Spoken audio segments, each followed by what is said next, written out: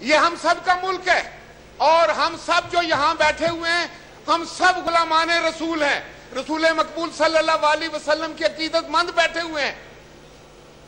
तो आप ये क्या कर रहे हैं? आपको मेरा ख्याल है समझ ही नहीं आ रही है कि ये कितना एहसास मामला है। इस वक्त जो कुछ मुल्क में हो रहा है, ये वजीर दाखिला के घर के सामने इस वक्त जो हो रहा है वो आप पता कराएं क्या हो रहा है। तो ये क्या होने जा रहा है इस मुल्क में? अगर हम सब गुलामाने रसूल हैं, अगर हुकूमत इतनी बड़ी दावेदार है, अगर आए दिन आप उधर खड़े होकर वजीर भी और वजीर आजम जो है वो रियासत मदीना की बात करते हैं, तो क्या रियासत मदीना में ऐसे होता है? क्या हुकूमत अपने होशोआज खो बैठी है? क्या इनका सब्र खत्म हो गया है? जनाब स्पीकर, मैं आपको बताना चाह रहा था, मैं कोई ये तारीफ नहीं करना चाहता अपनी। आपको याद है कि मैं वजीर आजम था तो डेनमार्क में खाके बने थे, तौहीन रसालत का एक मामला आया था। क्या हमने लोगों को गोलियां मारी थी? क्या हमने लोगों की लाशें गिराई थी? हमने उस वक्त यौम इश्क रसूल मनाया था और पूरी दुनिया पर वाज़िया कर दिया था कि रसूल मकबूल सल्लल्लाहु अलैहि वसल्लम की अजमत से बढ़कर, इज्जत से बढ़कर हमारे नजदीक कोई बड़ी बात, कोई और चीज नहीं हो सकती।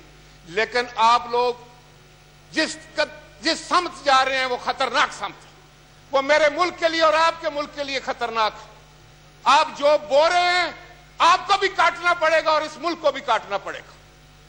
हुकूमत वक्त का तो ये फरीजा होता है कि वो दिलों को जोड़े और वो तो ऐसे हालात पैदा ही ना होने दे। आपने क्या एग्रीमेंट किया है कि आप ईवान में लेकर आए थे? किसने आपको इख्तियार दिया है कि आप एग्रीमेंट करें जाकर? अगर आपने कोई एग्रीमेंट किया जिसका मुझे नहीं पता, मीडिया पर वो नहीं आ रहा कि क्या एग्रीमेंट, हाउस के अंदर वो नहीं आ रहा क्या एग्रीमेंट, और आप एक रेजोल्यूशन लेकर आ जाते हैं कि हम सारे जो हैं वो गुलामाने रसूल हैं। बिल्कुल इसमें कोई शक नहीं। उस अजीम हस्ती के तकद्दुस पे हम सब कुर्बान हैं, आप भी, हम भी सब। लेकिन बतौर हुकूमत आप अपनी जिम्मेदारी में मुकम्मल फेल हो चुके। आपको पता ही नहीं कि आप क्या कर रहे हैं।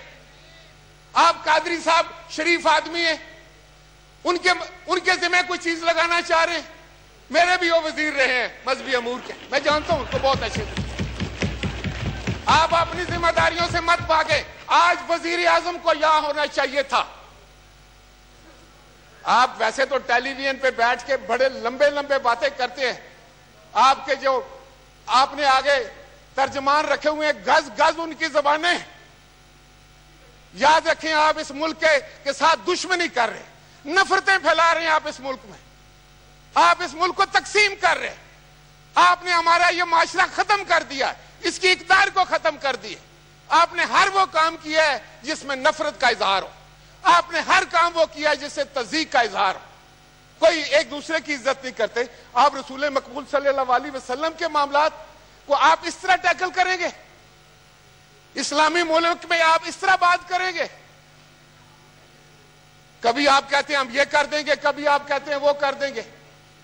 लेकिन मैं आपको ये बताने जा रहा हूं जनाब स्पीकर, आपकी वसातत से, हुकूमत मुकम्मल तौर पर इसकी जिम्मेदार है।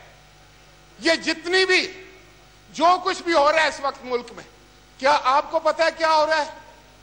क्या मुझे पता है? क्या किसी और ऑनरेबल मेंबर को पता है? टेलीविजन पर हम कुछ चीज देख रहे हैं, अखबारात पर देख रहे हैं। कहां है आपके बड़े बड़े दावे कि आप मीडिया की आजादी पर यकीन रखने वाले लोग?